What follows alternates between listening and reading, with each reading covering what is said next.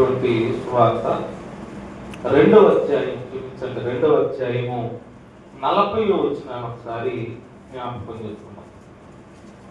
లూకా సువార్త, బాలుడు జ్ఞానముతో నిండుకొనుచు ఎదిగి బలము పొందుచుండెను, దేవుని దయ ఆయన మీద ఉండెను అని రాయబడింది. ఈ మాట యేసయ్యను గురించి రాయబడిన మాట అయినా ఇందులో దేవుడు మనకు అనుగ్రహించాలనుకుంటున్నటువంటి విషయాన్ని ఈరోజు నేను మీతో పంచుకోవాలనుకుంటున్నాను. ఇక్కడ క్రైస్తవ జీవితంలో ఎదుగుదల అనేది ఎంత ఆశీర్వాదకరమైనదో మనకు తెలియాలి. ఈరోజు ఎదగడం అనేది ఆగిపోతున్నటువంటి పరిస్థితులు. ఇక్కడ దేవుడు ఏం మాట్లాడుతున్నాడంటే, ఎదిగి బలము పొందుచుండెను, దేవుని దయ ఆయన మీద ఉండెను. అంటే దేవుని దయ అనేది ఎవరి మీద ఉంటుంది అంటే ఎదుగుతున్న వారి మీద ఉంటుంది. ఉదాహరణకి మన ఇంటి దగ్గర పెరట్లో ఒక మొక్కను నాటాం. ఆ మొక్క మన కళ్ళ ముందే కొన్ని దినాలకి కొన్ని నెలలకు ఎదిగింది. ఇప్పుడు నాటినప్పటి నుండి నీవు ఎలాంటి కేర్ తీసుకున్నావో ఎదిగిన తర్వాత మరింత దాని మీద పెడతావు, శ్రద్ధను పెడతావు. అంతేగాని మొదటి శ్రద్ధనే మరలా పెట్టడానికి మనం ఇష్టపడము. ఎందుకు? ఆ మొక్క ఎదిగింది. కనుక నాటిన ఆ దినాలలో చూపించిన శ్రద్ధ కంటే ఎదిగినప్పుడు చూపించే శ్రద్ధ ఇంకా గొప్పగా ఉంటుంది. ఇంకా మనకు విఫలంగా అర్థం అవ్వడానికి మన పిల్లల్ని స్కూల్లో జాయిన్ చేసాం, బాబును పాపను. స్కూల్కి వెళ్ళిన తర్వాత మన పిల్లలు బాగా చదువుతున్నారు అనుకోండి, జాయిన్ చేసినటువంటి ఆ దినాలలో ఉన్న శ్రద్ధ కంటే ఇప్పుడు బాగా చదువుతున్నప్పుడు మరింత శ్రద్ధ నా బిడ్డల మీద మనం పెడతాం. ఎందుకంటే అంతకంటే ఎక్కువ బాగా చదవాలి. అంటే ఎదుగుతున్నప్పుడు చదువులో అయినా బిడ్డల మీద శ్రద్ధ పెడతాం, ఎదుగుతున్న మొక్క మీద శ్రద్ధ పెడతాం. దేవుడు కూడా తన దయను ఎవరి మీద ఉంచుతాడు అంటే ఇక్కడ ఎంత చక్కగా లోకా గారు చెప్తున్నారు. బాలుడు జ్ఞానముతో నిండుకొనుచు ఎదిగి బలము పొందుచుండెను, దేవుని దయ ఆయన మీద ఉండును. అంటే దేవుని దయ మన మీద ఉండాలంటే, ఇంకా గట్టిగా చెప్పాలంటే దేవునికి బాగా ఇష్టమైన వారు ఎవరంటే ఎదుగుతున్నవారు. ఎదుగుతున్నవారే ఇష్టం. ఎదగనప్పుడు ఎందుకు మొక్క? చదువులో ముందుకు ఎదగనప్పుడు ఎందుకు చదువు? అలాగే భక్తి జీవితంలో కూడా, ఆధ్యాత్మిక జీవితంలో కూడా మనం ఎదగాలంట. ఎప్పుడైతే ఎదుగుతామో అప్పుడు దేవుడు చాలా ఇష్టపడతాడు. ఎంత ఇష్టపడతాడంటే ఆయన దయ మన మీద ఉంటుంది. అంటే దేవుని దయ అనేది ఎవరి మీద ఉంటుందంటే, దేవుడికి ఎవరంటే ఇష్టం అంటే ఆధ్యాత్మిక జీవితంలో ఎదిగేవారంటేనే ఇష్టం. ఈరోజు ఎదుగుతున్నామా లేదా అన్నది మన నిర్ణయం మీదే ఆధారపడింది. ఏదేమైనప్పటికీ ఎదిగితేనే దేవుడు ఇష్టపడతాడు కనుక అసలు ఆధ్యాత్మిక జీవితంలో ఎదగడం ఎలా అనేది కొన్ని విషయాలతో మాట్లాడతాం. ఎలా ఎదగాలి ఆధ్యాత్మిక జీవితంలో? ఎదగడం అంటే ఇంగ్లీష్లో ఒక మంచి వర్డ్ ఉంటుంది. ఏంటది? గ్రోత్ కదా. గ్రోత్. గ్రోత్ అనే ఈ ఇంగ్లీష్లో ఈ పదానికి 6 అక్షరాలు ఉంటాయి. 6 అక్షరాలు ఉంటాయి. GROWTH కదా. ఈ 6 అక్షరాలని 6 లక్షణాలుగా మలుచుకుని మనం ఎదగడం గురించి మాట్లాడుతున్నాం. గ్రోత్ ఎలా అవుతుంది? ఎదగడం వల్ల మనకు వచ్చే లాభాలేంటి? ఎదగడం అంటే ఏంటి అసలు? ఈరోజు ఆధ్యాత్మిక జీవితంలో మనం ఎదుగుతున్నామా? రోజు రోజుకి మన ఆధ్యాత్మిక జీవితం దిగజారిపోతుంది అన్నది మనం ఆలోచించడానికి ఈ 6 అక్షరాలను ఒక్కసారి మనసు పెట్టి మనం ఆలోచిద్దాం. G ఉంది, R ఉంది, O ఉంది, W ఉంది, T ఉంది, H ఉంది. ఒక్కొక్క దాని కోసం త్వరగానే నేను మీతో మాట్లాడతాను. మొదటిది ఏంటంటే G. ఈ G అనేది మనకేం చెబుతుందంటే జీ ఫర్ గో, అంటే వెళ్ళడం. మనం వెళ్ళాలట, వెళితేనే ఎదుగుతాం. ఎక్కడికి వెళ్ళాలి? ఎక్కడికి వెళ్ళాలి ఒకసారి చూద్దాం. హెబ్రీయులకు రాసినటువంటి పత్రిక. మనము ఆధ్యాత్మిక జీవితంలో ఎదగాలంటే వెళ్ళాలట. మనం ఎక్కడికి వెళ్ళాలో చెబుతున్నటువంటి హెబ్రీయులకు రాసినటువంటి గ్రంథకర్త అయినటువంటి పౌలు గారు హెబ్రీయులకు రాసినటువంటి పత్రిక 13వ అధ్యాయము 13వ వచనాన్ని చదువుకుందాం. 13వ అధ్యాయము 13వ వచనం. కాబట్టి మనం ఆయన నిందను భరించుచు శిబిరము వెలుపలకి ఆయన యొద్దకు వెళ్ళుదుము అంటారు. ఎక్కడికి వెళ్ళాలంటే మనం ఆయన యొద్దకు వెళ్ళినప్పుడు మనం ఎదుగుతాం. ఆయన అన్న మాట దగ్గర పైనుండి మీరు జాగ్రత్తగా చదువుకుంటే ఎవరి యొద్దకంటే యేసయ్య యొద్దకి. అంటే ఆధ్యాత్మిక జీవితంలో మనం ఎదగాలంటే ఎవరి యొద్దకు వెళ్ళాలి? యేసయ్య యొద్దకు వెళుతూ ఉండాలి. ఈరోజు యేసయ్య దగ్గర అంత తీరుబాటుగా కూర్చునేవారు ఎవరు ఉన్నారు? యేసయ్యకు అంత ప్రాధాన్యత ఇచ్చేవారు ఎవరు ఉన్నారు? యేసయ్య అంటాడు ఒక చోట, ఏమంటాడు? ప్రయాసపడి భారము మోయుచున్న సమస్త జనులారా మీరు నా యొద్దకు రండి. అంటే ఆధ్యాత్మిక జీవితంలో ఎదగాలంటే, ఆధ్యాత్మిక జీవితం బాగుండాలంటే మీరు నా యొద్దకు రండి. ఇక్కడ పౌలు గారు కూడా ఏం చెబుతున్నారు? మనం ఆయన యొద్దకే వెళ్ళాలి. మనం ఆయన యొద్దకే వెళ్ళాలి. ప్రతిరోజు స్కూల్కి వెళుతున్నటువంటి స్టూడెంట్ బాగా చదువులో ముందుకు ఎదుగుతాడా? వారానికి ఒకసారో నెలకోసారో ఆదరించుకునేవాడు బాగా ఎదుగుతాడా? ప్రతిరోజు నీళ్ళేసిన మొక్క ఎదుగుదల వేరుగా ఉంటుంది. ప్రతిరోజు నీరు పోయిన మొక్క ఎదుగుదల వేరుగా ఉంటుంది. అలాగే మనము ఎదగాలంటేనట ప్రతిరోజు కూడా దేవుని దగ్గరికి మనం ఏం చేయాలి? వెళ్ళాలి, వెళ్ళాలి, వెళ్ళాలి. అంటే మందిరములో గడిపేది వారములో ఎన్ని రోజులు ఉంటుంది? మన జీవితంలో వారములో ఎన్ని రోజులు ఉంటుంది? ఇంకొక మాట చూపించుకొని వస్తాను. కీర్తన గ్రంథము 122వ అధ్యాయం. కీర్తన గ్రంథము 122వ అధ్యాయము మొదటి వచనం చదువుకున్నాం. యెహోవా మందిరమునకు వెళ్ళుదమని జనులు నాతో అనినప్పుడు సంతోషిస్తున్నాడట భక్తులు. ఎందుకంటే అక్కడికి వెళితే మనం ఎదుగుతాం. అక్కడ యేసయ్య ఉన్నాడు.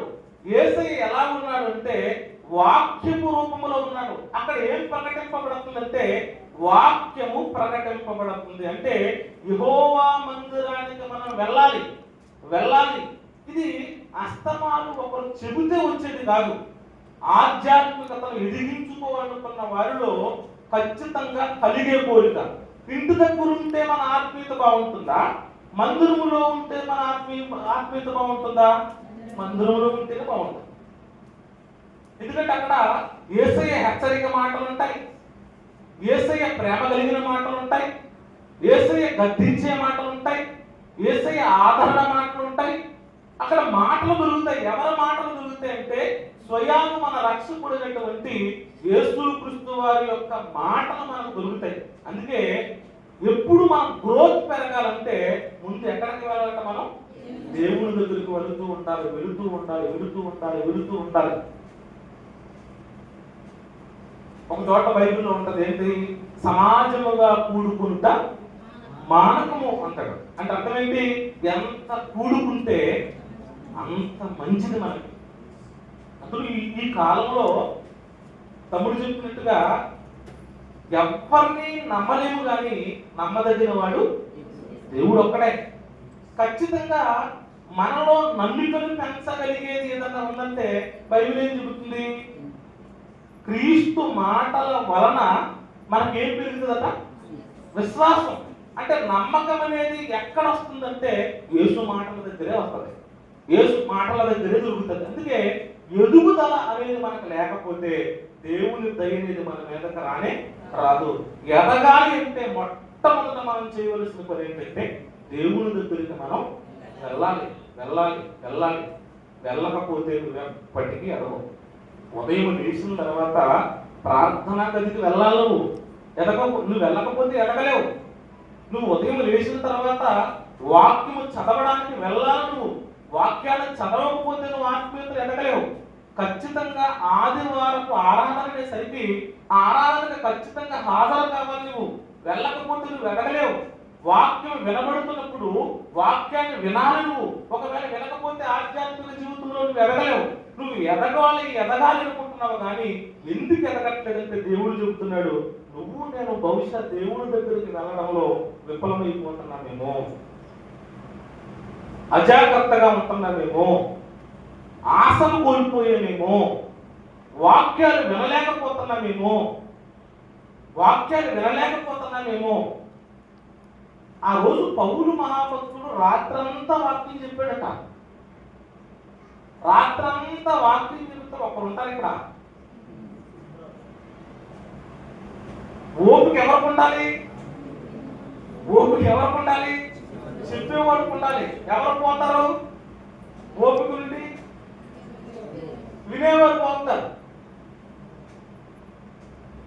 ఈ రోజుట అన్ని సార్లు చెప్తుంటే నాకు అర్ధగంట ఎక్కువైంది.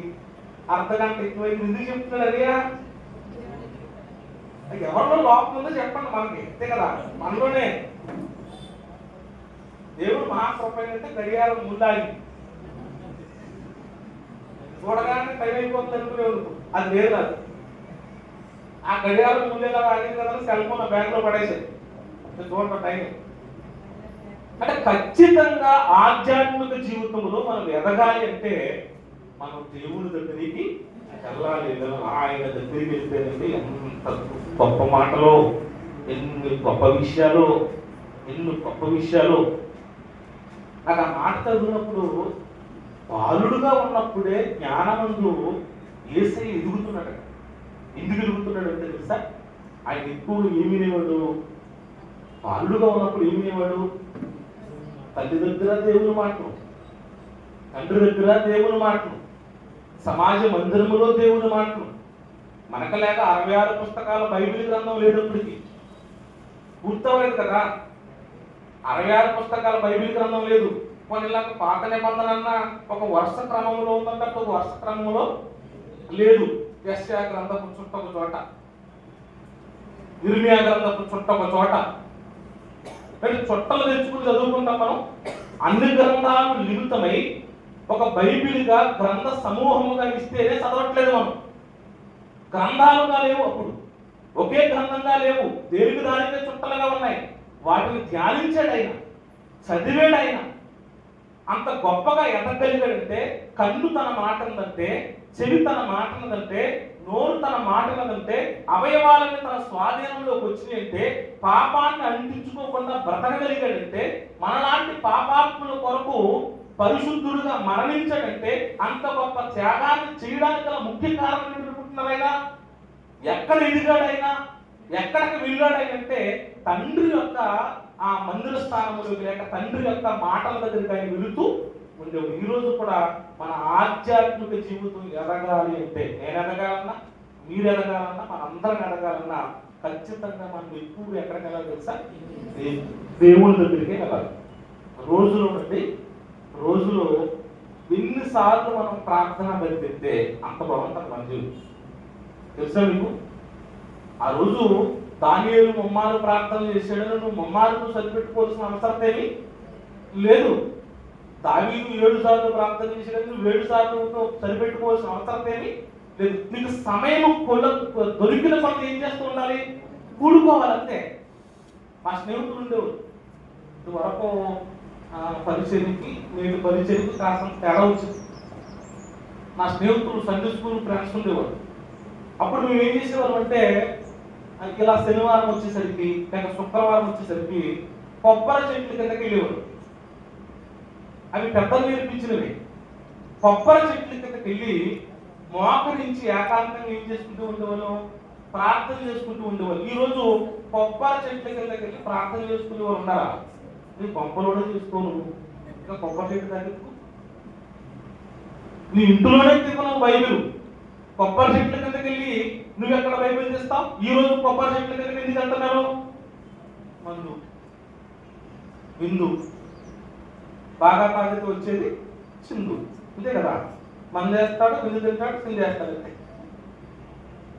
లేకపోతే నైటు 12-1 గంట సమయాన్న రోడ్డు మీద ట్రాఫిక్ పోలీసులు లేక కాసేసి ఏంట్రా ఏం జరుగుతుందని అక్కడికి వెళ్తే మధ్యలో పెద్ద పల్ల దాని మీద పేరు ఎదర పుట్టినరోజు బాలుడు, అదే బాలుడా బాలుడు ఆడ మొఖం కింద ఏం బాగుంటది మీకు తింటా కాదు కేక్. ఈ రోజు తెలుసా మీకు మొఖానికి బాగుపడాలి.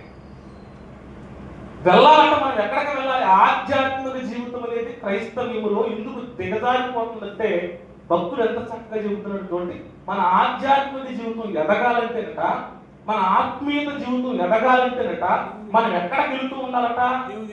దేవుడి దగ్గరికి వెళుతూ ఉండాలి. అదే చెప్తుంది. గ్రోత్ లో నీతో ఏం మాట్లాడుతుంది తెలుసా? గో అంటుంది. నువ్వు పోవాలి ఒక చోటకి, నువ్వు వెళ్ళాలి ఒక చోటకి. ఎక్కడికి వెళ్తావు? నువ్వు కొబ్బరి చెట్టు కిందకి వెళ్ళినా, నీ ఇంటి గదిలోనికి వెళ్ళినా, నువ్వు మందిరములోనికి వెళ్ళినా ఎందుకొరకు వెళ్ళాలంటే యేసయ్య పాదాల దగ్గర మరియ నేర్చుకున్నటువంటి ఆ బాటను నీవు నేను నేర్చుకోవడానికి వెళ్ళాలి. ఈరోజు వాక్యం నేర్చుకోవడానికి వెళ్ళట్లేదు, ప్రార్థన నేర్చుకోవడానికి వెళ్ళట్లేదు, చదవడానికి వెళ్ళట్లేదు, దేవుని దగ్గరికి వెళ్ళట్లేదు. యవనస్తులు ఎక్కడ బాగుంటారు, పెద్దలు ఎక్కడ బాగుంటారు, సంఘాలు ఎక్కడ బాగుంటాయి. కానీ నాటు సంఘాలు ఎందుకు బాగుంటాయంటే వాళ్ళు విరువుగా ఎక్కడ ఉండేవారు? దేవుడి దగ్గరే, దేవుడి దగ్గరే, దేవుడి దగ్గరే. ఈరోజా గట్టిగా 2 గంటలు ప్రార్థన చేసామనుకోండి, రోజంతా ప్రార్థన చేసినంత ఫీల్ మంది. ఆ రోజు ఏముంటుందో తెలుసా? నైట్ అంతా ప్రార్థన జరిగేవాట, ఆల్ నైట్ ప్రేయర్స్. ఈ రోజు ఆల్ నైట్ ప్రేయర్ చేసే వాళ్ళే లేరు. ఉన్నారా? లేరు. ఒకవేళ ఉన్నా ఆల్ నైట్ అని చెప్పి 11-కో 12-కి ఏమైపోతున్నాయి, కూర్చుంటున్నాయి. ప్రార్థన గోరు కొట్టేసింది. ప్రార్థన గోరు పట్ల మనం గోరు కొట్టేసాం, అంతే కదండి. ప్రార్థనలు ఎక్కువసేపు మోకరించేవారు తక్కువైపోయారు, వాక్యం చదివేవారు లేరు. ఇవన్నీ చదువుతున్నప్పుడు ఎందుకు దిగజారిపోతుంది? ఎందుకు దిగజారిపోతుందంటే నన్ను అడుగుతుంది ఎదుగుదల, నన్ను అడుగుతుంది గ్రోత్ అనే మొదటి అక్షరం జీ నాతో మాట్లాడుతుంది. ఏమైనా మాట్లాడుతుంది తెలుసా? నువ్వు వెళ్ళాలి. ఎక్కడికి వెళ్ళాలంటే నువ్వు బజార్లంతా తిరగడానికి కాదు, ఖాళీగా ఉంటే, సీరియల్ దగ్గర కూర్చోవడానికి కాదు, ఖాళీగా ఉంటే, నీ దగ్గరలో మందిరం ఉంటే మందిరంలోకి వెళ్ళి ప్రార్థన చేసుకో. నీ దగ్గరలో మందిరంలో వాక్యం వినబడితే వాక్యాన్ని వినడానికి వెళ్ళు. ప్రతి నెల వాక్యం చెప్పబడుతున్న ఈ ప్రాంతానికి తరలి రావడానికి ప్రయత్నించే. ఎందుకు రావాలి మనందరం అంటే ఆయన యొక్క ఉద్దేశము కానీ దేవుని యొక్క ఉద్దేశము కానీ ఒకే ఒక ఉద్దేశం ఏంటది? మనము ఆధ్యాత్మిక జీవితంలో ఎదగడానికే రావాలి. సంఘానికి ఎందుకు రావాలండి?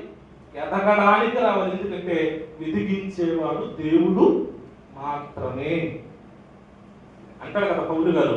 నారొకరు నాడతారట, నీళ్ళొకరు పోస్తారట.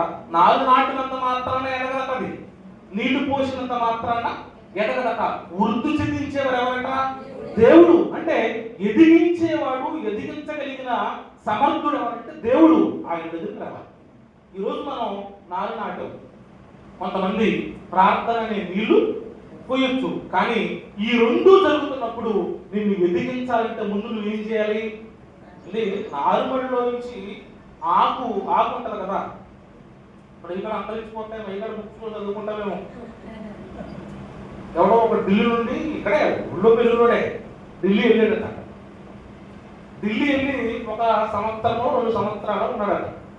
1-2 సంవత్సరాల తర్వాత ఊళ్ళోకి వచ్చిన తర్వాత ఇలా అడుగుతున్నాడట, ఇది ఏ చెట్టు అని అడుగుతున్నాడు. దేని చూసి? ఓరి మొక్కను చూసి. ఆడంటున్నాడంట, ఆడ చెప్పొచ్చు కదా. ఆడంటున్నాడంట, ఇది వడ్ల చెట్టు అంటున్నాడట. ఏ చెట్టు అంట? వడ్ల చెట్టు. భవిష్యత్తులో మనం కూడా అలానే వింటామేమో. ఇప్పుడు సునీల్ రెడ్డి గారు ఒక విషయాన్ని చెప్పారు కథలో. భవిష్యత్తులో నట చికెన్ తినాలంటే చికెన్ ఎక్కడ దొరకదట. మరి ఏంటి దానికి సంబంధించినటువంటి టాబ్లెట్ దొరుకుతుందట, ఇంజక్షన్ దొరుకుతుందట. అంటే చికెన్ ద్వారా మనకు వచ్చే విటమిన్స్ ఉన్నాయి కదా, ఆ విటమిన్స్ మనకి కావాలంటే వీళ్ళు ఒక ఇంజక్షన్ చేయించుకోవడం. భోజనం ద్వారా మనకు వచ్చే శక్తులు చూసావా, ఆ శక్తి కొరకు ఇంజక్షన్ చేయించుకోవడం. అంటే భవిష్యత్తులో తిండి కూడా కరువైపోతాయి. మన తర్వాత మన పిల్లల తరాలు ఎలా ఉంటాయి అంటే భోజనం వాళ్ళకు ఉండదట, ఈ మాంసాహారాలు వాళ్ళకు ఉండవట, టాబ్లెట్స్ మింగడమేనట, ఇంజక్షన్ చేయించుకోవడమేనట. అంటే అలాంటి దౌర్భాగ్యపు స్థితులు రాబోతున్నాయి. ఈరోజు దేవుడు నీతో నాతో మాట్లాడుతున్న మాట ఏం తెలుసా? దేవుడు సంఘానికి మనం ఎందుకు రావాలంటే ఆధ్యాత్మికంగా ఎదగడానికి రావాలి. ఎదిగించేవాడు దేవుడు కనుక ఖచ్చితంగా మనం ప్రార్థన అనే స్థలము మనకు కనిపిస్తే వెంటనే ఏం చేయాలి? వెళ్ళాలంతే. రెండవది ఏంటి? ఆర్. ఆర్ అంటే ఆర్ ఫర్ రీడింగ్, చదవటం. ఆర్ మనతో మాట్లాడుతుంది. ఏమని మాట్లాడుతుంది తెలుసా? నువ్వు చదవాలి, నువ్వు చదవాలి, నువ్వు చదవాలని మాట్లాడుతుంది. ఏం చదవాలి? ఏం చదవాలి? చదువుతాం ఒకసారి. ప్రకటన గ్రంథము 3వ అధ్యాయము, ప్రకటన గ్రంథము 3వ అధ్యాయము మొదటి వచనం. ప్రకటన గ్రంథము 3వ అధ్యాయం, క్షమించండి, మొదటి అధ్యాయం 3వ వచనం చదువుదాం. మొదటి అధ్యాయం 3వ వచనం. సమయము సమీపించి ఉన్నది కనుక ఈ ప్రవచన వాక్యమును చదువువాడును వాటిని విని ఇందులో వ్రాయబడిన సంగతులను గైకొన్న వాడు ధన్యుడు. ఏది చదివితే ధన్యుడు అవుతాడట? ఏది చదివితే మనిషి ఆధ్యాత్మికంగా ఎదుగుతాడట? ఆరు మనతో మాట్లాడుతుంది. నువ్వు చదవాలి. ఏం చదవాలి? దేవుని యొక్క వాక్యాన్ని చదవాలి. చదవటం రాదు అని వంకలు చెప్పేవారు ఏం చేయాలట? వాక్యాన్ని వినాలట. చెబుతున్నాడు వాటిని విని అంటున్నాడు. అంటే నాకు చదువుతూ రాదని తప్పించుకుంటాను. మనుషుకున్న తెలివి అంతా ఇంతే కదా, అవును కదా? నాకు చదువు రాదండి, నేను ఎవరిని? వేలుముద్రండి. వేలుముద్ర అయితే వాక్ముద్ద నీకు, వేలుముద్ర అయితే పరలోకం వద్ద మనకి, వేలుముద్ర అయితే రక్షణ వద్ద మనకి.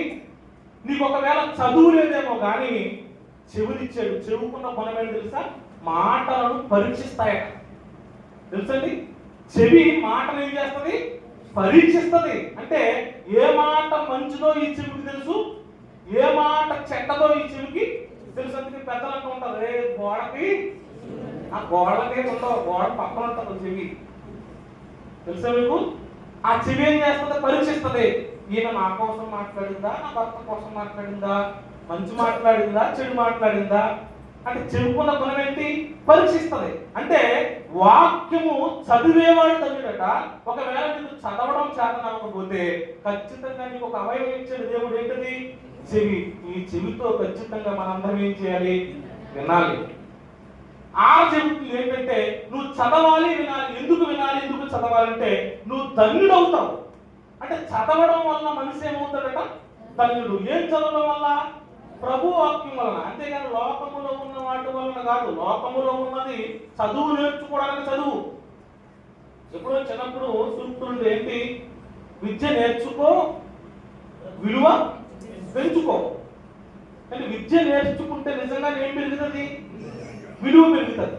అలాగే అమ్మాయి చదువు ఇంటికట వెలుగు. అంటే ఈ లోక చదువు గురించి మాట్లాడుతూ అమ్మాయి చదువు ఇంటికి వెలుగట. విద్య నేర్చుకుంటే మనకి ఏం పెరుగుతుందట? విలువ పెరుగుతుందట. ఈ లోక విద్య నేర్చుకుంటే విలువ ఎంత పెరుగుతుందో తెలియదు. కానీ మొన్న ఒక ఆయన చెప్తున్నాడు, ఏంటో తెలుసా? అది బాగా చదువుకున్నాడండి. చదువుకుని ఏం చేస్తున్నాడు? మన అకౌంట్లో డబ్బు అంతా ఏం చేస్తున్నాడు?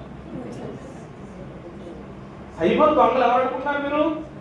చదువు లేనోళ్ళు కాదు, చదువు లేనోళ్ళు కాదు. సైబర్ దొంగలు అందరూ చదువుకున్న వాళ్ళే, అందరూ విద్య నేర్చిన వాళ్ళే. మరి క్రితం సూక్తి మనకి ఏంటది? విద్య లేని వాడు మామూలు పశువు కదట. మరి ఆ పశువు ఎప్పుడు ఎంత పశువు అట, ఎంత పశువు. విద్య లేని వాడు. నిజంగా విద్య లేని వాళ్ళ ఎంత పశువులు, విద్య ఉన్న వాళ్ళ విద్య ఉన్న వాళ్ళే. కనుక దేవుడు ఏది పడితే చదవమని చెప్పట్లేదు. ఏమంటున్నాడు? ఆరు నీతో మాట్లాడట్లేదు. నువ్వు చదవాలి.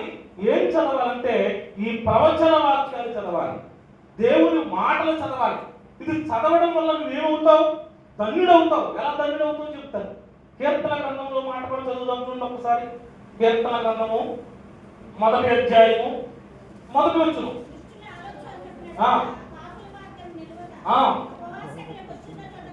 అక్కడ నిలబో. నువ్వేం చదవాలి, చదువుకో, అక్కడ నిలబడదాం, ఇక్కడ నిలబడదాం, అక్కడ కూర్చుందాం అని టైం వేస్ట్ చేసుకోకో. నువ్వేం చేయాలి, యెహోవా ధర్మశాస్త్రమునందు ఆనందించుచు దివారాత్రములు దాన్ని ధ్యానించువాడు ధన్యుడు. అది చదువు. యెహోవా ధర్మశాస్త్రాన్ని చదువు, యెహోవా ధర్మశాస్త్రాన్ని ధ్యానించు.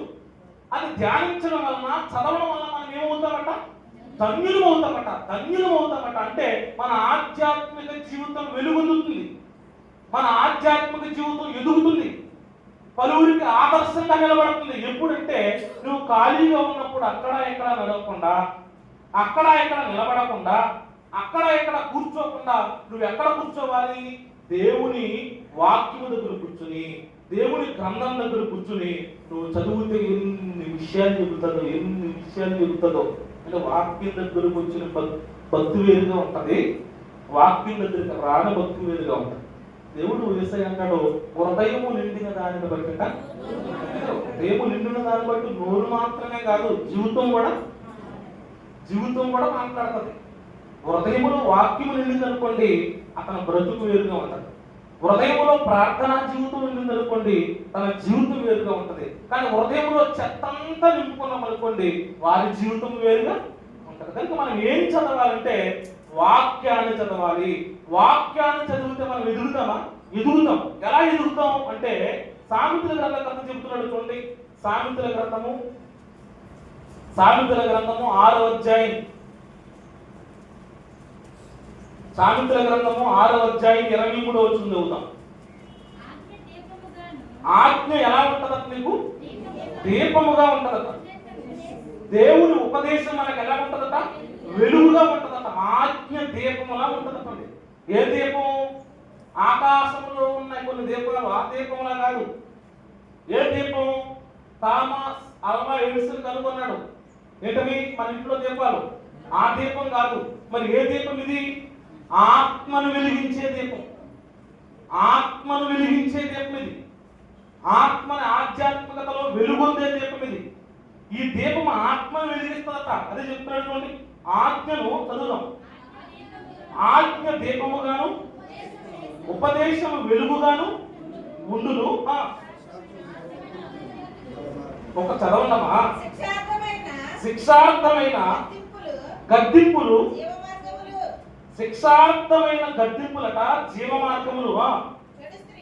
చెడు స్త్రీ పోకుండాను, పరస్త్రీ పలుకు ఇచ్చకపు మాటలకు లోబడకుండాను అవి కాపాడతాయి. వాక్యం ఏం చేస్తుంట మనల్ని? ఆధ్యాత్మిక జీవితంలో ఎదిగించడం అంటే ఏంటి? ప్రమాదము నుంచి మనల్ని కాపాడతాయట. ఈరోజు చెడు స్త్రీలు, చెడు పురుషులు ఉన్నారా లేదా? ఉన్నారు. అన్ని చోట్ల ఉన్నారు. నీ భార్య కాని ఉందో చూసావా? నీ భార్య కాని ఆ స్త్రీ దగ్గరికి వెళ్తున్నా చూసావా? ఆ స్త్రీయే చెడు స్త్రీ. నీ భర్త కాని పురుషుల దగ్గరికి వెళ్తున్నా చూసావా? నీ భర్త కాని పురుషుడు, నీ భర్త కాని పురుషుడు చూసావా? ఆడే చెడు పురుషుడు. ఈ చెడు పురుషుల దగ్గరికి, ఈ చెడు స్త్రీ దగ్గర నుంచి మనం కాపాడేది ఏంటట? వాక్యమేనట. ఆ రోజు ఎలా ఉంటుందన్న తెలుసా? ఈ వాక్యము ఆ చోటుకు వెళుతున్నప్పుడు నీకు దీపములా ఉంటదట. ఆజ్ఞ వెలుగుగా ఉంటదట. ఆ వెలుగులో చూపిస్తుంది ఏంటి? ఈమె నీ భార్య. నీ సొంత కుండ ఉంది కదా, ఆ కుండ నీకు చాలు. అందులో నీళ్ళే తాగాలి, అందులో నీళ్ళే తాగాలి. ఆజ్ఞ చెబుతుంది. గద్దింపు అంట జీవమార్గం అంట. గద్దింపు ఏంటట? జీవమార్గం అంట. గద్దింపు నచ్చుతుందా మనకి? జీవమార్గం ఇలానే చెబుతుంది. ఏమని? నీ కుండలో నీరే నువ్వు తాగాలి, పరకుండలో నువ్వు త్రాగడానికి నీకు అవకాశము లేదు. ఆజ్ఞ దీపం. ఎంత మంచి దీపం చూడండి, ఎంత మంచి వెలుగు చూడండి. ఆ మార్గం నుంచి మనల్ని కాపాడదట. అందుకే వాక్యం దగ్గరికి వెళ్ళినప్పుడు ఖచ్చితంగా మనం ఏమవుతుందో తెలుసా? ధన్యులమవుతాము. ధన్యకరమైన జీవితం అనేది, ఆధ్యాత్మిక ఎదుగుదల అనేది ఎక్కడ దొరుకుతుందంటే వాక్యము చదివినప్పుడు, వాక్యము విన్నప్పుడే. ఈ రోజు నేను సెల్ ఫోన్ దాంట్లో పెట్టేసాను, స్క్రీన్ షాట్ తీసాను. ఈ 6 నెలలలో మన భారతదేశంలో 680 మంది భర్తలు చంపబడ్డారు. తెలుసా మీకు? 6 నెలలలో మన భారతదేశంలో 680 మంది భర్తలు చంపబడ్డారు. ఎందుకు చంపబడ్డారు అన్నది మనకు తెలియదా? ఎందుకు చంపబడ్డారు అన్నది మనకు తెలియదా? అన్ని అక్రమమైన సంబంధాలు, అన్ని పాపపు సంబంధాలు, భార్యని పోషించడానికి, భార్య బిడ్డలను చక్కగా చూసుకోవడానికి, కుటుంబాన్ని విడిచి, గృహాన్ని విడిచి, దేశాన్ని విడిచి ఎక్కడొక్కో వెళ్ళిపోయి 4-5 సంవత్సరాలు అక్కడ కష్టపడి నా భార్య దగ్గరికి వెళ్ళాలి, నా భార్య బిడ్డలు నేను చూడాలి, వారి ప్రేమానురాగాలను పొందుకోవాలి, ఈ 4 సంవత్సరాలు ఆ ప్రేమకు నేను దూరం అయిపోయానని చెప్పి పరుగు పరుగున వచ్చి భార్య బిడ్డల దగ్గరికి వచ్చి బాగున్నావనే సరికి జీవితమే గందరగోళం అయిపోయింది. చూడగానే అవాక్కయ్యాడు. ఏం చేయాలి అర్థం కాలేదు. వెంటనే భార్య ఏం చేసింది తెలుసా? ప్రియుడితో కలిసి భోజనములో మత్తు మందు పెట్టి కోమాలో తీసుకెళ్ళి డాక్టర్ గారు వచ్చారు, హాస్పిటల్లో జాయిన్ చేశారు. హాస్పిటల్కి వెళ్ళిన తర్వాత పర్వాలేదులే అమ్మా బ్రతుకుతాడన్నారు. బ్రతుకుతాడు అనగానే సర్లే డాక్టర్ గారు బయటకు ఇచ్చింది. బాత్రూంలోకి వెళ్ళి ఏమో కూడా నర్సుగా చేసిందట. బాత్రూంలోకి వెళ్ళి బాత్రూమ్ కడుగుతాం కదా, కనాయి కార్పిక్ ఉంటారు కదా, ఆర్పిక్ని చిరంజీవి పెట్టించి అతని నరంలోకి కోమాలో ఉన్నవాడు కోమాలోనే. ఏం అన్యాయం చేశాడు ఆయన? ఏం పాపం చేశాడు ఆయన? ఆయన చేసిన ద్రోహం ఏంటి? నేను కట్టుకోవడం, నువ్వే సర్వస్వం అనుకోవడం, వ్యాధి ఎందును, బాధ ఎందును, ఆరోగ్యం ఎందును, నీతోనే బ్రతుకుతాను, నీ కొరకే జీవిస్తానని చెప్పి పెళ్లినాడు దేవుడి దగ్గర ప్రమాణం చేయడం తప్ప. అంటే ఆజ్ఞ ఎప్పుడు దీపంగానే ఉంటుంది. ఆజ్ఞ దగ్గరికి వస్తే కదా ఆధ్యాత్మిక జీవితం ఎదగడకపోవడానికి గల కారణం ఇదే. చిన్న లేదు, పెద్ద లేదు, ముసలోడు లేడు, కుర్రోడు లేడు, ఎక్కడ చూసిన విభిచారం పెట్టిరిగిపోయింది, జారత్వం పెట్టిరిగిపోయింది, పాపం వెర్రవీగుతుంది. ఎందుకు?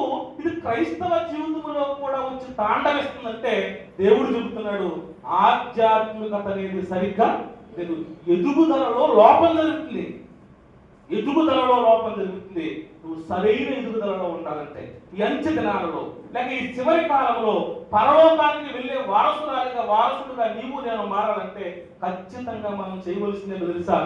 జీ దగ్గర మాట్లాడినట్టుగా మనం ఖచ్చితంగా దేవుని దగ్గరికి వచ్చి కూర్చోవాలి. చెబుతున్నట్లుగా దేవుని వాక్యాన్ని మనం చదవాలి, వినాలి. అప్పుడు ఖచ్చితంగా మనం చక్కటి ఎదుగుదలలోకి వెళ్ళిపోతాం. మనమా గంటకే కోరుకుంటుంది.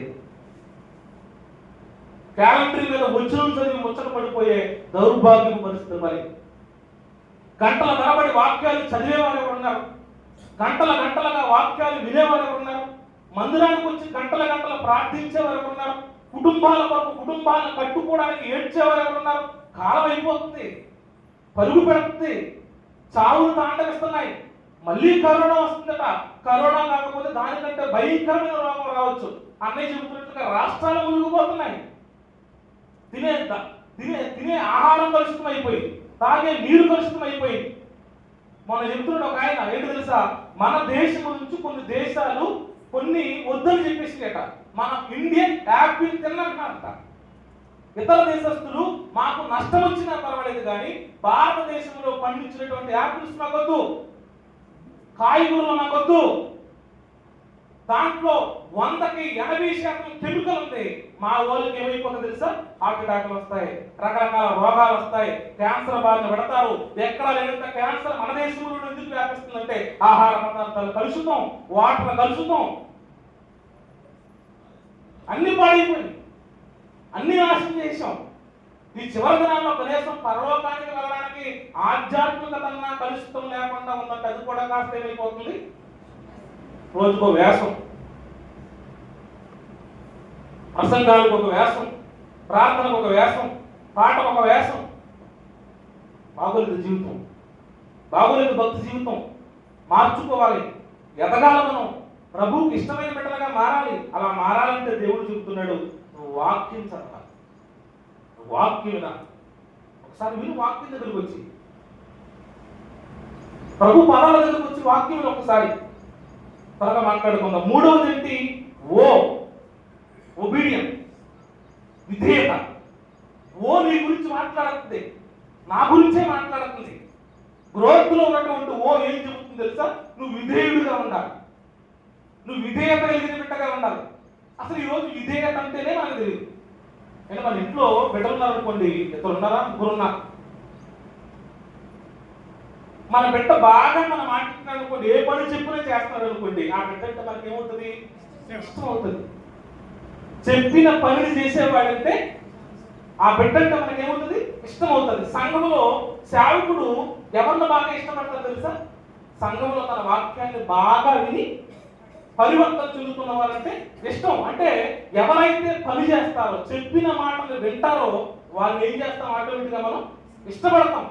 దేవుడు కూడా విధేయత అనగానే నువ్వు కూర్చుని వెళ్ళిపోవడము, వాక్యం చెప్పడము, ఒక పాట వెళ్ళిపోవడము, కాస్తంత వచ్చి ఆదరించుకుని వెళ్ళిపోవడం, ఇది కాదు విధేయత అర్థం. విధేయత అనే మాటకు అర్థం బైబిలే చెప్పింది. నిర్గమాకాండము 24వ అధ్యాయము, నిర్గమాకాండం 24వ అధ్యాయము, నిర్గమాకాండము 24వ అధ్యాయము 7వ వచనం చదువుకుందాం పిల్లలు. అతడు నిబంధన గ్రంథమును తీసుకుని ప్రజలకు వినిపింపగా వారు యెహోవా చెప్పినవన్నీ చేయుచు విధేయులమైయుందుమనిరి. యెహోవా చెప్పినవన్నీ చేయుచు విధేయులమైయుందుమనిరి. అంటే దేవుడు చెప్పినవన్నీ చేసేవారు ఎవరు? విధేయులు. మనం ఒకటే చెయ్యం. గ్రోత్ ఎక్కడ పెరుగుతుంది? గ్రోత్ ఎక్కడ పెరుగుతుంది మన జీవితంలో? ఆధ్యాత్మిక గ్రోత్ ఎక్కడ పెరుగుతుంది? దేవుడి దగ్గరికి రావు, దేవుని వాక్యాన్ని సరిగ్గా వినము. కొన్ని విన్న వాక్యాల్లో విధేయుడిగా ఎన్ని వాక్యాల పట్ల ఉన్నావు నువ్వు? విధేయతను చూపించిన వాక్యాలు ఎన్ని? అక్కడ చెబుతున్నారు, యెహోవా మీతో చేసిన నిబంధన. మన చదవండి. యెహోవా చెప్పినవన్నీ చేయుచు విధేయులమై ఉంటాం. చెప్పినవన్నీ చేయడం ఏంటట? విధేయత. చెప్పినవన్నీ చేయడం ఏంటట? విధేయత. యేసయ్య ఏమి నేర్చుకున్నాడట? విధేయత నేర్చుకున్నాడట. అంటే ఏంటి? తండ్రి చెప్పినవన్నీ అన్నాడు కదండి. తండ్రి నీవు నాకు ఇచ్చిన పనంతయు సంపూర్ణముగా, ఎంత విధేయుడు చూడండి. నువ్వు నాకు చెప్పినవన్నీ నెరవేర్చండి. ఆయన విధేయత నేర్చుకున్నాడట. ఆయన విధేయత నేర్చుకున్న ఆయన ఏం మాట్లాడుతున్నాడు? హెబ్రీయులకు రాసినటువంటి పత్రిక 7వ అధ్యాయం, హెబ్రీయులకు రాసినటువంటి పత్రిక 5వ అధ్యాయము 10వ వచనం, 9-10 వచనాలు చదవండి ఒకసారి. 5వ అధ్యాయము 9-10 వచనాలు.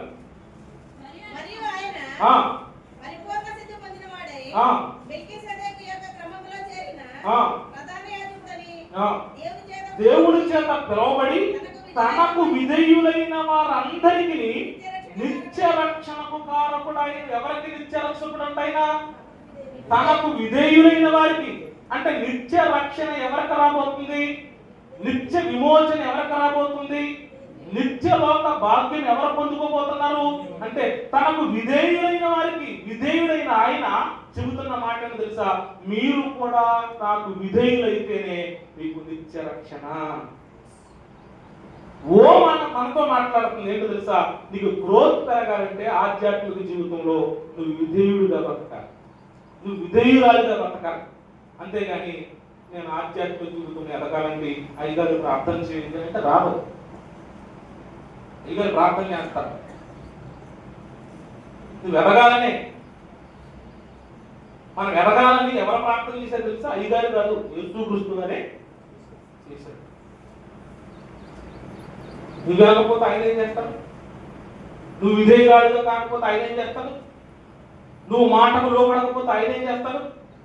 నిత్య రక్షణ ఏది మనకి ఇవ్వనే ఇవ్వడు. నిత్య రక్షణకు కారకుడుగా మనకి ఉండడు. మనకు ఉండాలి అంటే ఆ నిత్య రక్షణ మనకు రావాలంటే ఖచ్చితంగా మనకి ఏమైందో తెలుసా? విధేయులమై ఉండాలి. త్వరగా తిప్పుకుంటూ వెళ్ళిపోతాను. అయిపోయింది కదా. డబ్ల్యూ విజిటం, జ్ఞానం, జ్ఞానములో ఎదగాలి, జ్ఞానములో ఎదగాలి. ఈరోజు జ్ఞానములు ఎదుగుతున్నాం మనం. అసలు జ్ఞానం ఉందా మనకి? జ్ఞానము లేనివాడట ప్రతి మాట నిజంగానండి, ప్రతి మాట నమ్మేస్తారు. మనం ఒకవేళ ప్రతి మాట నమ్మేసుకొని మనమైతే ఏమంటాం? అమాయకుడు అంటే కదా. దేవుడు ఏమన్నాడు? అమాయకుడు కాదు ఆయన, అది అజ్ఞాన తత్వం అంటాడు. అంటే జ్ఞానము లేకపోవడం, ప్రతి మాటనే నమ్మడం. మనం అన్ని మాటలు నమ్మకూడదు, దేవుని మాటలనే నమ్మాలి. తెలుసా మీకు? మీకు ఒక విషయం తెలుసో తెలీదో, గారడీ గారు ఇస్లాంలోనూ హైందవత్వంలో మాత్రమే ఉన్నారు అనుకుంటున్నారేమో. కాదు కాదు, మన క్రిస్టియానిటీలో కూడా ఉన్నారు. ఎవరు? గారడీ సీమోళ్ళు, పరయేసులు. యేసు కాదైనా ఒక ఆయన పెట్టుకున్నాడు పేరు యేసు. పేరేంటి? యేసు. ఎవరైనా ఉన్నారంటే మనం ఎవరైనా అనట్లేదు కదా, పేరు యేసు. అసలు పేరే మనం పెట్టుకోకూడదు, ఎందుకంటే అంత అడుగును మనం కాదు. పేరు యేసు. ఒరే యేసుగా అంటాడు, ఒరే యేసుగా. ఈ చేసే పని ఏంటి? యేసు అసలు లాస్ కానడట. తెలుసా మీకు? అస్సలు లాస్ కానవడం. ప్రతి బెనిఫిట్ షోకి మనడే ఉంటాడు. ఎవరు? యేసు. ఎవరి పేరు? చిరంజీవి పేరు. అంత దారుణమైన పరిస్థితులు అన్నమాట, అంత భయంకరమైన దినాలన్నమాట. ఇక్కడ దేవుడు చెప్తున్న మాట జ్ఞానము, జ్ఞానములో మనం ఎదగాలి, జ్ఞానములో ఎదగాలి. ఈరోజు జ్ఞానాన్ని సంపాదించుకోవడానికి వచ్చేవారు ఎవరున్నారు? అసలు జ్ఞానం గురించి వినేవారు ఉన్నారు? జ్ఞాన బోధలు ఎక్కడ వింటారు? ఒకవేళ మర్మాలు కావాలని వస్తున్నారు అనుకోండి, మర్మాలను కూడా మర్మాలనే చేస్తున్నారు. పక్కకు తెలుసా మీకు? మీరు గమనించండి, మర్మాలకి ఈరోజు మర్మాలకి పెద్ద తేడా లేదు. ఎందుకు? వీళ్ళు వస్తారు, మర్మాలు తింటారు తప్ప మార్పే ఉండదు, మార్పే ఉండదు. నాకు అనిపిస్తూ ఉంటుంది ఏమని, చనిపోయిన తర్వాత బరియా దగ్గర పంచుతారు. ఏమని? మరవారాలు పంచుతారు. అక్కడికి వెళ్ళిన తర్వాత మరవారాలు ఎవ్వరు తినడానికి ఇస్తారు, కానీ గమనించారు? ఎవ్వరు తినరు, అంత ఫ్రీగా పని చేసుకుంటూ చేస్తారు. ఈరోజు వాక్యము అంటే మర్మాలు కూడా నెల వెంబడి నెల ఇలా అన్ని చెప్తున్నాడు.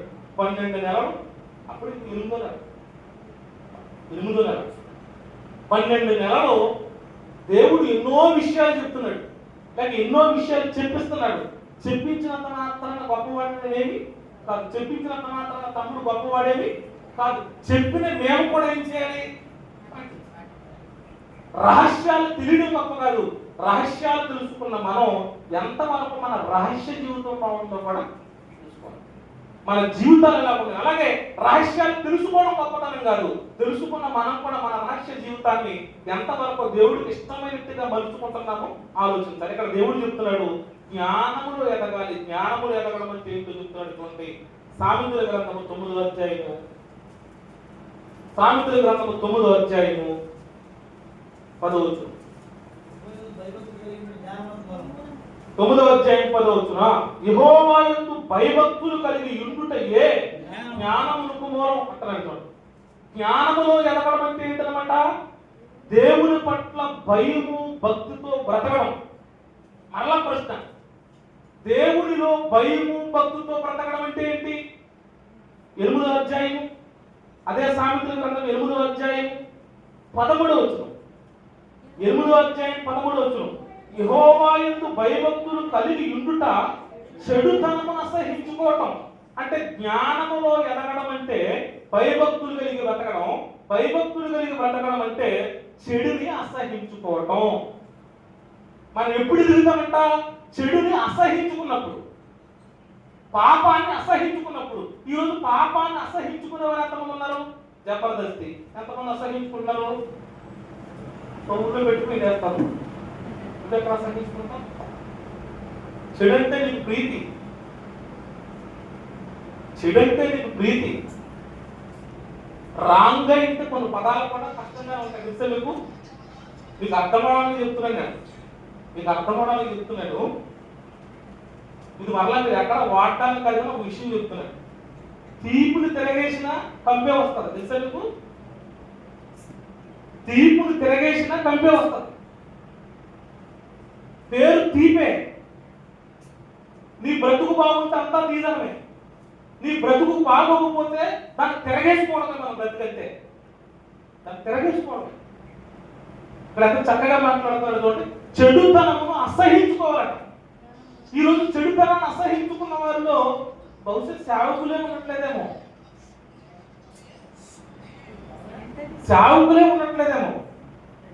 చెడుని ప్రేమిస్తున్నామేమో మనం. ఇక్కడ అందుకే దేవుడు ఎంత స్పష్టంగా మాట్లాడుతానంటే, నీకు జ్ఞానములో ఎదగాలి. నువ్వు ఏంటి ఆ జ్ఞానం అంటే, చెడుని వదిలేయడంలో, చెడుని అసహించుకోవడంలో నువ్వు ఎదగాలి. దాన్ని అసహించుకోకపోతే నువ్వు ఎప్పటికీ కూడా ఆధ్యాత్మిక జీవితంలో ఎదుగుదల ఉండదు. నువ్వు మానవు, నువ్వు ఎదగకపోతే. నువ్వు మానవు, నువ్వు ఎదగవు. నువ్వు మాను చూడు ఒకసారి. చెడుని అసహించుకోవడం చూడు ఒకసారి, నేర్చుకో.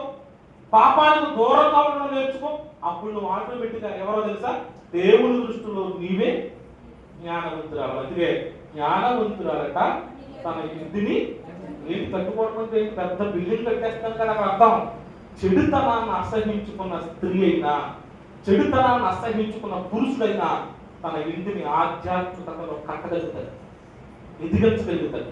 ఎప్పుడంటే అసహించుకున్నప్పుడు. కానీ నువ్వు అసహించుకోకపోతే ఆ గ్రోత్ లో డబల్ కూడా నిన్ను చీయనే అంట, నన్ను చీయనే అంటారు. ఇంకెన్ని పదాలు ఉన్నాయి? ఇంకొక 2 పదాలు ఉన్నాయా? టీహెచ్, అంతే కదా? అయిపోయింది కదమ్మా. డబ్ల్యూ అయిపోయింది, టీహెచ్ ఉంది అంతే. టీ ఫర్ ఏంటి? ట్రూత్, అంటే సత్యం. సత్యము అనగానే మనకు అర్థమవలసిన విషయం ఏంటి? లోకంలో ఎక్కడైనా సత్యం లేదు, తెలుసా మీకు? ఎక్కడ సత్యం లేదు. బైబిల్ మంచి మాట ఉంది కదా, త్వరగా చూద్దాం. కీర్తన గ్రంథం 119వ అధ్యాయం. కీర్తన గ్రంథం 119వ అధ్యాయం 160వ వచనం. కీర్తన గ్రంథం 119వ అధ్యాయం 160వ వచనం. నీ వాక్య సారాంశము సత్యము అంటారు. సత్యం ఏంటట? దేవుని వాక్య సారాంశమే సత్యం. యోహాను సువార్తలో అంటాడు, సత్యమందు వారిని ప్రతిష్ఠ చేయండి, నీ వాక్యమే సత్యం. ప్రతిష్ఠ అంటే ఏంటి? అప్పుడప్పుడు మన ఊళ్ళో విగ్రహాలను ప్రతిష్ఠిస్తారు, చూసారా? ప్రతిష్ఠ అంటే ఏంటి? నిలబెట్టడం, స్థిరంగా ఒక చోట నిలబెట్టడం. ఇప్పుడు మనం సత్యము అనగా అర్థమైపోయింది ఏంటి? వాక్యమని. వాక్యములో మనం స్థిరంగా నిలబడాలి. ప్రతిష్ఠ అంటే మనం వాక్యములో స్థిరంగా నిలబడతామా? కుడికి ఎడమకి, కుడికి ఎడమకి, కుడికి ఎడమకి తిరుగుపోతాం. సత్యానికి చెవులు పట్టలేదా దేవుడు, తెలుసా మీకు? సత్యానికి చెవులు మన వారు వచ్చేసారు. అందుకే తిమోతి గారికి పౌలు గారు చెప్తూ ఉంటారు, దురద చెవులు గలవారేక, సత్యమునికి చెవులేక, కల్పనా కథల వైపు తిరుగు కాలము. అంటే చెవులు దేనికి ఇవ్వాలి? మనం సత్యానికి ఇవ్వాలి. కానీ నువ్వు స్థిరముగా సత్యములో ఉండవు కదా, చెవులు సత్యానికి ఇవ్వవు కదా. దేవుడు ఏమంటున్నాడు? నీకు గ్రోత్ పెరగాలనుకుంటున్నావు, దాంట్లో టీ మనతో మాట్లాడుతున్న మాట ఏంటి తెలుసా? ఖచ్చితంగా నువ్వు సత్యమందు ప్రతిష్ఠ చేయబడాలి. అంటే సత్యమందు నువ్వు నిలబడాలి, నువ్వు నిలబెట్టాలి. నువ్వు ఒక విగ్రహం, అంబేద్కర్ విగ్రహం మీ ఊర్లో ఎక్కడ పెట్టారు తెలుసు కదా? ప్రతి ఒక్కరు అంబేద్కర్ విగ్రహం కావచ్చు, ఇంకొక వేరు విగ్రహాలు కావచ్చు, ఒక చోటను పెడతాం. తెల్లారి ప్లేస్ మారిపోయింది ఎప్పుడన్నా? ఇదేంటి రాత్రి ఎప్పుడన్నా కదా అమ్మవాళ్ళు వెళ్ళిపోయిందని చూసారు ఎప్పుడన్నా? లేదు. ఎక్కడ ప్రతిష్ఠ చేయబడిందో స్థిరంగా అక్కడే విగ్రహం అంటారు. సత్యమందు ప్రతిష్ఠ చేయబడటం అంటే తెలుసా? సత్యములో ప్రతిష్ఠింపబడిన వాడు సత్యము చేతి తొలగిపోడు. మనం తొలగిపోతున్నామంటే అర్థం తెలుసా? మనం సత్యమందు ప్రతిష్ఠ చేయబడతాం. అందుకే వాక్యానికి లోబడిన కట్టలాగా బతుకుతున్నాం, లోబడిన కట్టల. చివరికి త్వరగా ముగించేస్తున్నాను. హెచ్ ఏంటది? హోలీ పండగ కాదు, పరిశుద్ధత. హోలీ అంటే ఏం తెలుసా? పండగ అనుకుంటారా? కాదు, పరిశుద్ధత అని అర్థం. హోలీ అంటే పరిశుద్ధత. హెచ్ మనతో మాట్లాడుతుంది. ఏమని మాట్లాడుతుంది తెలుసా?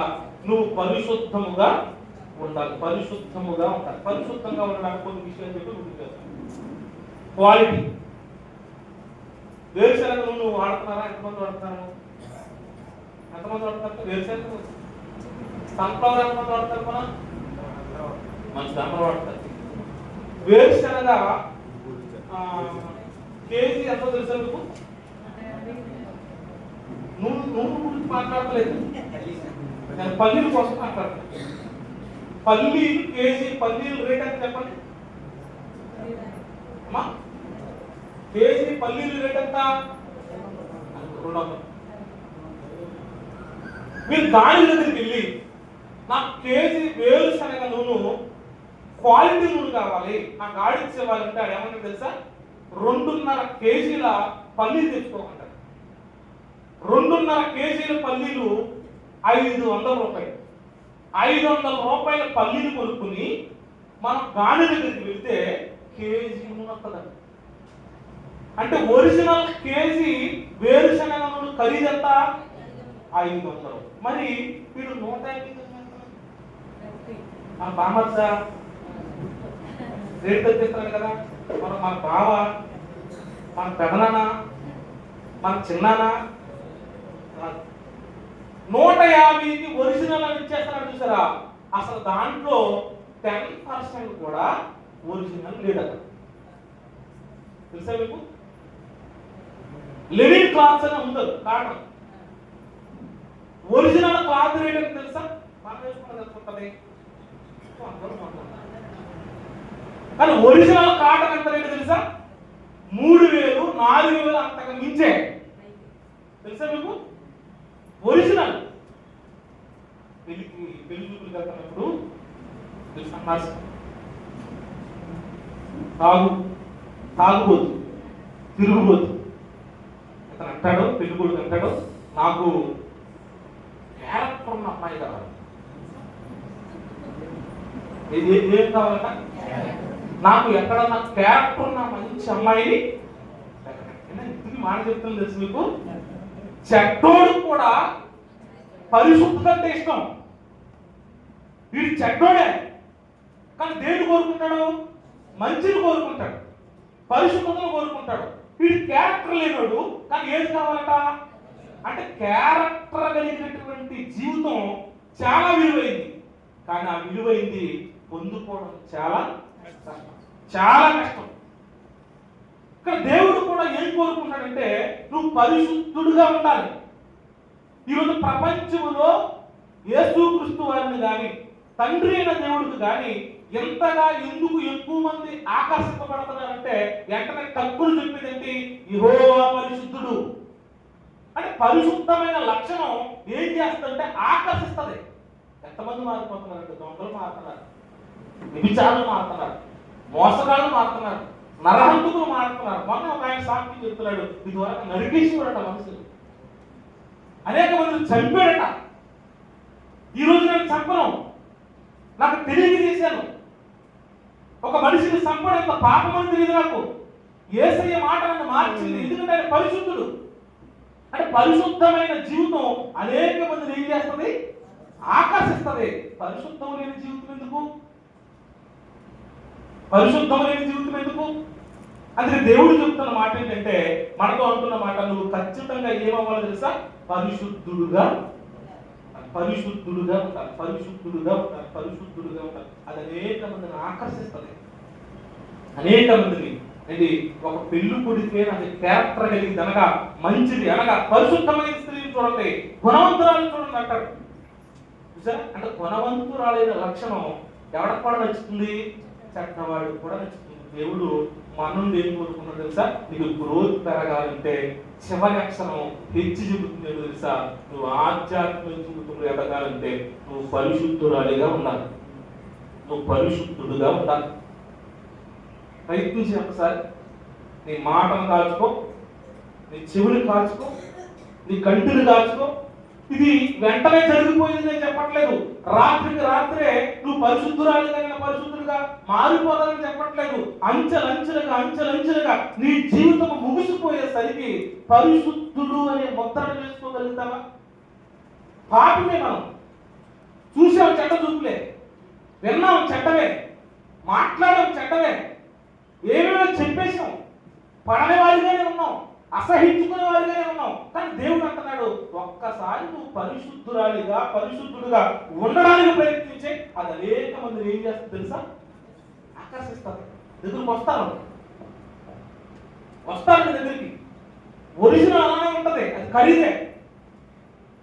150 రూపాయలకి ఏ నూనె దొరికేస్తుంది, వేరుశనగ 500కే వస్తుంది ఒరిజినల్ గా. 100 రూపాయలకి కూడా సెట్ దొరుకుతుంది, కానీ 3000 రూపాయలకి ఒరిజినల్ కాటన్ దొరుకుతుంది. అలాగే పరలోక రాజ్యం కావాలంటే లోకములో నామకార్థ భక్తులు ఎంతమంది అయినా ఉంటారు, కానీ పరలోక రాజ్యం ఒరిజినల్ గా బ్రతుకుతున్న వారికి మాత్రమే, స్వచ్ఛముగా బ్రతుకుతున్న వారికి మాత్రమే దేవుడు ఇస్తాడన్న మాట నిజమే. మార్చుకుంటూ వెళ్ళాలి. నాలో లోపం లేదని చెప్పట్లేదు, మీలో లోపాలు లేవని చెప్పట్లేదు. లోపాలను మనం ఏం చేసుకోవాలి తెలుసా? మార్చుకోవాలి. చివరికి ఒక మాట చెప్పిన మీకు, ఒక తండ్రి కొడుకు తప్పు చేశాడు. తప్పు చేస్తే వచ్చాడు, గట్టిగా వచ్చాడు, నాన్న ఇప్పుడు తప్పు నేను నన్ను క్షమించిన ఆయన అనగానే తండ్రి కదా ఏమన్నాడు, సరే ఇంకొకసారి చేసేవా ఊరుకో. ఇలా మాటి మాటికి చేస్తున్నాడు, కాలి మీద పడుతున్నాడు. ఇప్పుడు మరలా అంటున్నాడు 10వ సారి కూడా ఏమని, నాన్న ఇంకెప్పుడు నేను తప్పు చేయను. అసలు నమ్ముతాడా తండ్రి? అసలు నమ్ముతాడా? మన గురించి కూడా మన తండ్రి కూడా అంతే. చేశాం, క్షమించమని అడిగాం, ఇంకా తండ్రి కూడా అర్థమైపోద్ది ఏంటి, ఇవే మారదు. ఆధ్యాత్మిక జీవితం ఎదగాలి మీద నా తల్లుడు మీరు, నా పెద్దలు మీరు. మనం ఎక్కడ కలిసిపోయినా కలుసుకునేది అక్కడే, ఒక ప్లేసే. ఆ చిన్నవేలు పడే కదండి పర్లానే, చిన్నవేలు పాడు పంచాయతీ పరలోకంలో చిన్నవేలు పాడే ఉండదు. అందరం కలుసుకునేది ఒక చోటే. ఆ చోటకి వెళ్ళిన తర్వాత మరలా మన జీవితాలు అందంగా ఆనందంగా ప్రభుత్వ నిత్యము సాగాలంటే ఈ లోకమందు ఖచ్చితంగా ఈ దేహమందు దేవుని కొరకు చక్కగా బ్రతకవలసిందే. ఈ 6 లక్షణాలను మీరు జ్ఞాపకం ఉంచుకుని ఖచ్చితంగా దేవుని సన్నిధికి వస్తూ వాక్యాన్ని వింటూ విధేయతను చూపిస్తూ జ్ఞానము కలిగి బ్రతుకుతూ సత్యములో నిలబడి పరిశుద్ధంగా మనం జీవించగలిగితే ప్రభు యేసు వచ్చినప్పుడు మనందరికీ ఖచ్చితంగా పరలోకాన్ని ఇస్తాడు. ఒకవేళ నేను బ్రతకను అంటే ఈ లోకంలో సంతోషంగా ఉండొచ్చు, ఆనందంగా ఉండొచ్చు, పాపము నీకు చాలా స్వేచ్ఛను వచ్చాము, కానీ పరలోకంలో అలాంటి అవకాశాలు ఉన్నాయి. కనుక ఆ రీతిగా మీరందరూ నేను మనందరం బ్రతకాలని ప్రభు పేరు మనందరినీ వేడుకుంటూ నా మాటను ముగిస్తున్నాను. ప్రార్థన